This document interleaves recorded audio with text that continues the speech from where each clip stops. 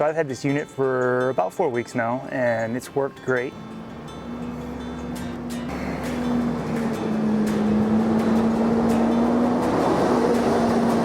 Of course, the trash truck decides to go by just as I'm doing this.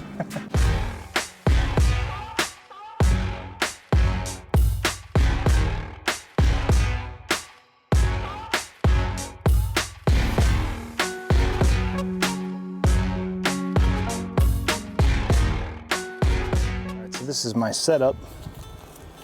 I've got a water hose coming from the source, which is the campsite, going to my clear source water filter, and from the clear source it goes directly to the water softener, which according to the instructions, that's the way you should do it. You shouldn't put the softener before the filter. The filter helps keep stuff out of the softener. So softener after the filter, and then from the softener I have it going up through into my little space here.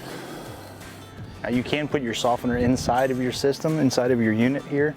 You can rig it that way if you want. You would just have to get the attachments for it to run the smaller hoses into your softener, and you put it inside your unit somewhere. So if you were in a climate where it was getting below 30 regularly, then you might want to bring it inside and hook it up like that. That way you can avoid having to either unplug it all the time to keep it from freezing or keeping it covered with something. And this is the water softener that I got. It's called On The Go. I did a lot of research, and it was pretty much down between this one and another model that I can't remember the name for right now, but this is what we went with. We've liked it a lot so far. We've been using it, so. And you can pick this up on Amazon.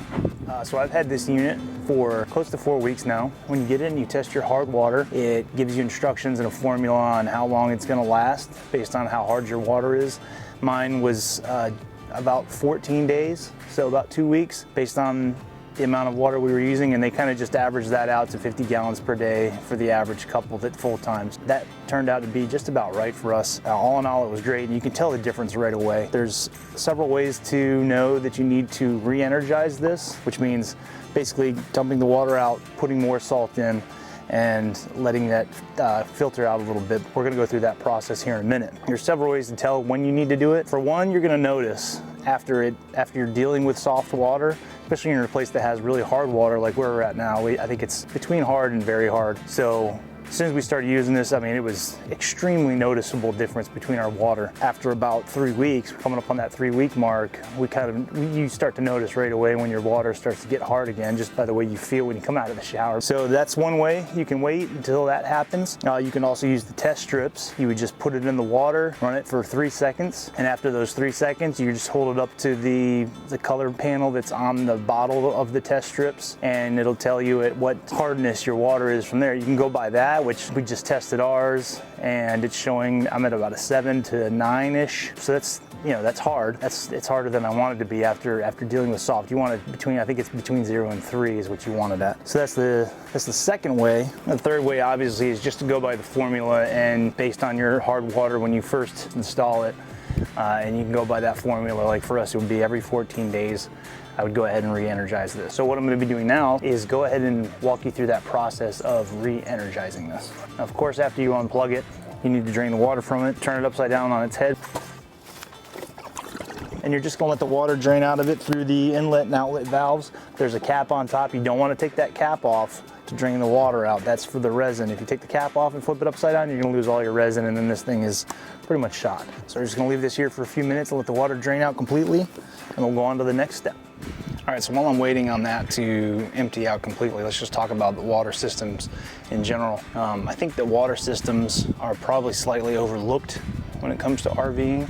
You see a lot of people with little filters, the basic filters that do a small amount of filtering for your water, but it's pretty important. That's why we have the clear source water filter. Now there's a couple different levels of filtration that you can get, and that's based on your own personal desires. We went with the clear source with the 2 filters. You can get the bigger one with the 3. The softener, we went a year without using any type of softener system. It wasn't until somebody mentioned having a softener, and I was like, maybe you should try getting a softener since our water seems like it's pretty hard, and it was. So we decided to go ahead and get the softener, and as soon as I installed it and it started working, I was pretty floored on how amazing the water felt and the difference. from not having it. And then I started doing a little bit of research, and hard water can do some damage to your pipes and stuff over time.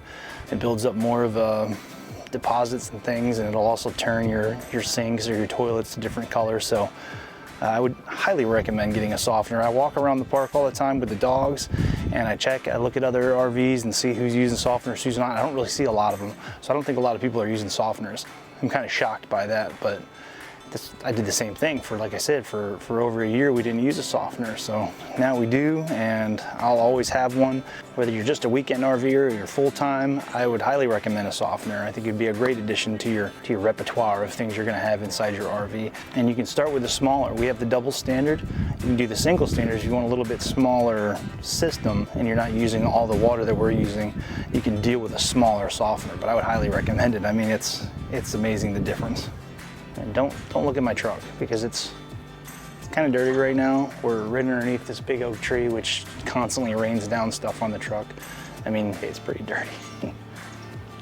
All right, so as you can see now, water's still just kind of slowly dripping out. All right, so the next step after it's drained from the water, which is pretty much all out, there's just a couple little drips here and there. The next step is to tap the bottom on the ground or the floor, and that's to get the resin that was just gone to the top of it settle back down to the bottom. You could probably do it on concrete. Just be careful, this is hard plastic, so if you do it too hard, it could crack. So I'm gonna do it over here on the ground.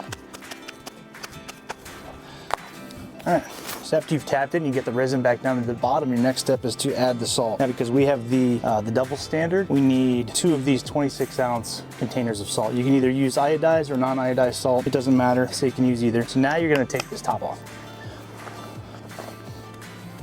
Now I can still see a lot of resin up here on the top. Nothing really I can do about that. Now there's 3 methods for you to add salt to this. One is to just pour it all in, which is what I'm gonna do.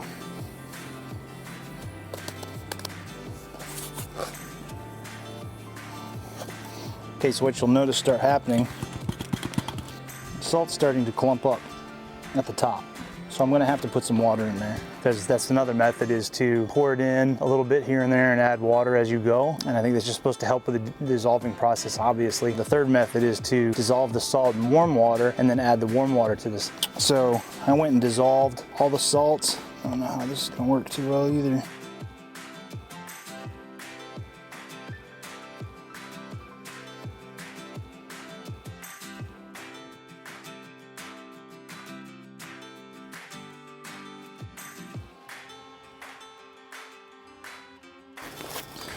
I'm gonna get the wife to help. All right, so since I decided to dissolve the salt with warm water and then pour it in, which is kind of hard to do unless you have a funnel system, because of the piece that's in there, it's not even that easy to pour that in. So what I'm gonna do, I'm gonna put the funnel in here. I'm gonna have Lenny come out here and hold this up, and I'll pour the water into there, and it'll go right down in without any mess, hopefully. That's the tentative plan. All right, ready? Slowly.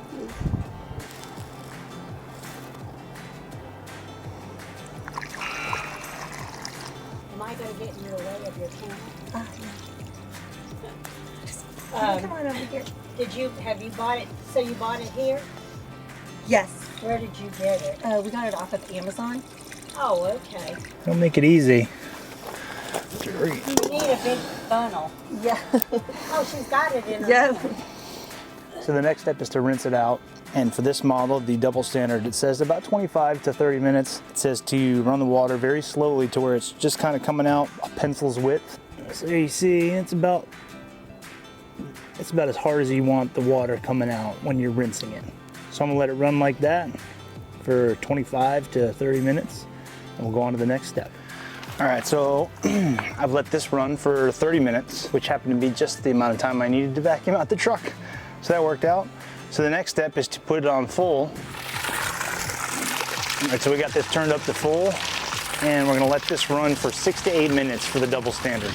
All right, so I've let this water run for 6 minutes, and I tasted it, and it's not salty, which they said it shouldn't be salty anymore. The only thing I need to do now is I'm actually gonna go get a test strip and test it and see what it's coming up as. And by the way, these test strips come with it when you buy the unit, so, and there's a bunch of them.